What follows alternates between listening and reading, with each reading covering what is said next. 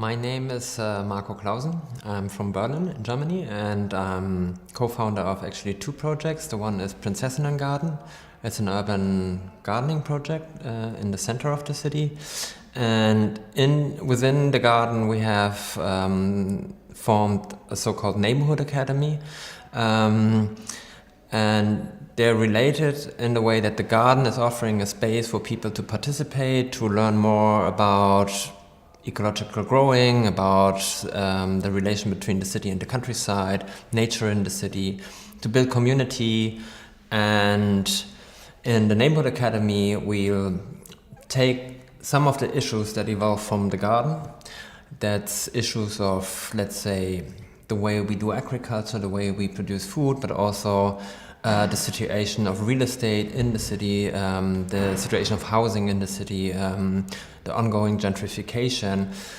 And both of them are related to the idea of commoning, at least. I'm more careful with the term of actual commons.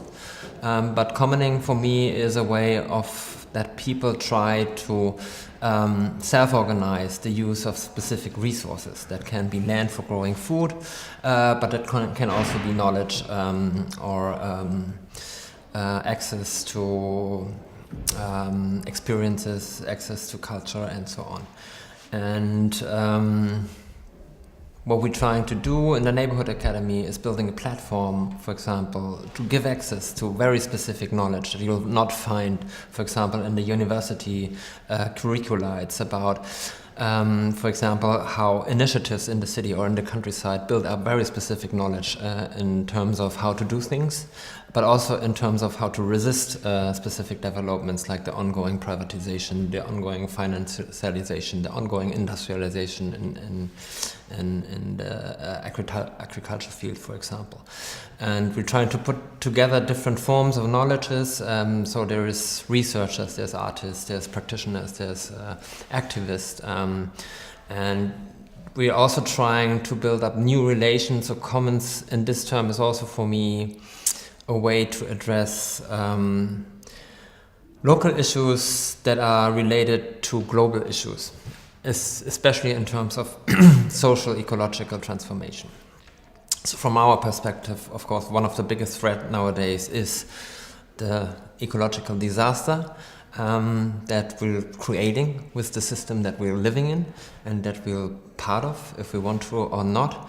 And for us, it's important to build neighborhoods not just in the very immediate spatial surrounding, but also create neighborhoods that are transgressing borders and nationalities and so on. So we're trying to, for example, work with people that are organized in Spain in the PA to learn from them what it takes to claim housing back for the people who actually need it. Or we related to people who fight the consequences of the Olympic Games in Rio with a very aggressive form of gentrification, eviction, and so on. The same with agriculture. We try to support local producers, but also in the perspective what is happening on a global scale in terms of land grabbing, poisoning our environment, industrialization, deforestation, loss of biodiversity, and so on. So for us, this commoning means that we work on a local level, that we try to build up practices, that we try to build up knowledge, but that we also relate this to a more global perspective. There's people talking about the commons, but usually people or politicians don't know about it. So we cannot take this for granted. We cannot say we want to do a commons and then everybody knows what it means. Often people mistake this or mix it up with the idea of public. So if we talk, for example, about spatial arrangements, public space is usually the space that is accessible for everyone. And the public hand is guaranteeing this access. Like a street or a boardwalk or a park. Commons within the public is, I think, different. It's the self-management of, let's say, neighbors of specific resources. That can be public space, it can be a garden, it can be a park. But the difference is that you have a different form, what you call governance, so of decision making. So, for example, a public park would be something that is maintained and regulated by the administration and by the political system. A commons within a public park is a space that people decide to manage on their own terms. Decisive for me is that we're always talking about hybrids. So in this case, it's very important that we have new forms of cooperation between the public and self-organized local initiatives. So, because only self-organization can also be dangerous in terms of exclusion and accessibility and who actually can take part of the commoning. So for me, it's important to have arrangements that includes the users, the neighbors, and the public hand, for example. And this is instruments that are not existing, but that we can build up. I mean, there's some examples that we can look at and then trying to scale it and show people, and that's the work on accessibility of knowledge, how to do things. When it comes to neighborhood and communities, I would also be a little bit hesitant to romanticize this. I mean, community is, we know all sorts of communities. Some of them are reactionary, some of them might be fascist, and so on. So this is not in itself for me a value. But when you work on a local level for, like, let's say the aim to have more social inclusion and save the environment, we have to work on a local level and there is no community given. So it's something you have to create by a practice of taking part in, for example, managing a commons or having assemblies. So it's not something given, it's something that we create. And in this process of creation, people change. People change the role, they see themselves as somebody who has a voice, who can take part, and so on. The same with neighborhoods. I mean, my understanding is that a lot of social trust and relations has been destroyed by capitalism and specifically neoliberal forms of capitalism, which is not just making common goods or transferring them into commodities, like, for example, social housing is not social housing anymore. So a lot of the things the welfare state created as common goods are now made into commodities, which also makes us to consumers.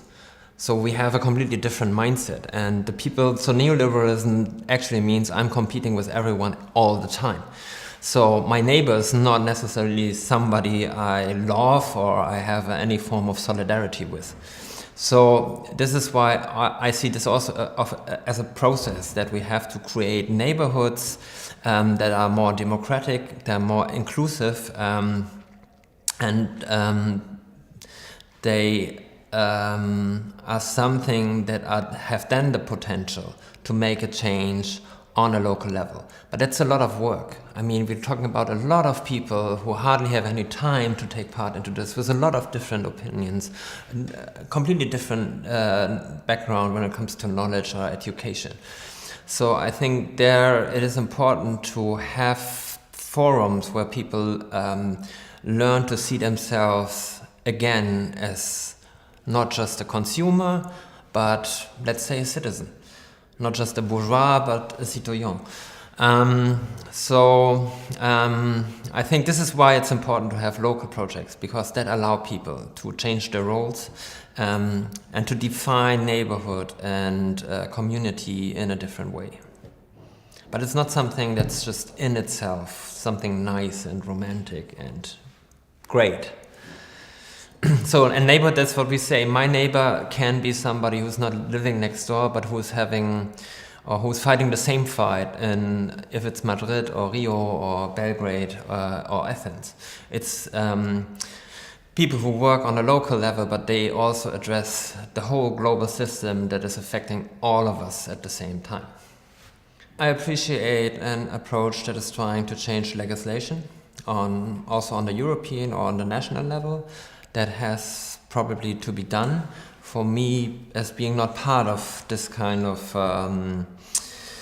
work, it's hard for me to understand what it takes, how long it takes, and what change we actually can make on this level. So I would still say it's even more important to focus on what's actually happening on the ground. See what the potential of this kind of commoning, but also the threats, the dangers, the obstacles. Because if you're part in this, it's not easy to do this.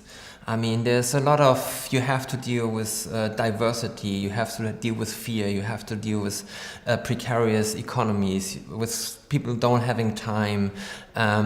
So for me, it's very important that we have ideas how to do this practically, how to actually include people into these practices.